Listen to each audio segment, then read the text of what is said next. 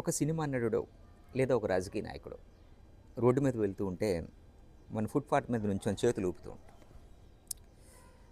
వాళ్ళు యాదృచ్ఛికంగా మన వైపు చూసి నవ్వితే మనం ఏదో సాధించినట్లు, మనం గుర్తించబడినట్లు ఫీల్ అవుతాం.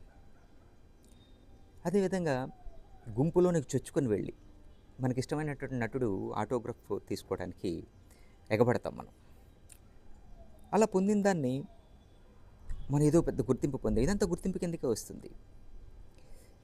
సో ఆ గుర్తింపు వలన ఇక్కడ మనం ఏంటంటే అటువంటి గుర్తింపు వలన మనకి ఎటువంటి ఉపయోగం లేదు అని తెలుసుకోవటమే నిజమైన పరిణితి. ఇక్కడ చూడండి,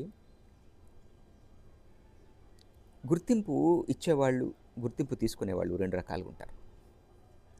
గుర్తింపు ఇచ్చేవాళ్ళ జనాభాలో 1% ఉంటే గుర్తింపు తీసుకునేవాళ్ళు 99% మంది ఉంటారు. ఆ 1% అభిమానాన్ని వాళ్ళు ఎలా పొందారు అని మనం ఆలోచిస్తే వాళ్ళు నిజంగా ఒక రంగంలో కష్టపడి ఆ స్థాయికి చేరుకున్నారు.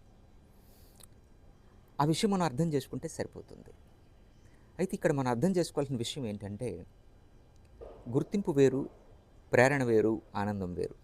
ప్రముఖ వ్యక్తులను కలుసుకొని వాళ్ళ నుంచి ప్రేరణ పొంది మన జీవితాన్ని నిర్మించుకోవటం, ఆ దిశగా నిర్మించుకోవటం ప్రేరణ కింద వస్తుంది. కానీ ఇందాక చెప్పిన ఎగ్జాంపుల్లో అది ప్రేరణ కాదు. ఆ గుర్తింపు ఎంతకాలం మనకు నిలబడుతుంది, మనకి ఎంతవరకు ఉపయోగపడుతుంది? సో ఇక్కడ మనం 1% జనాభాలో ఉందామా, 99% జనాభాలో ఉన్న ప్లేస్లో ఉందామా, మనమే నిర్ణయించుకోవాలి.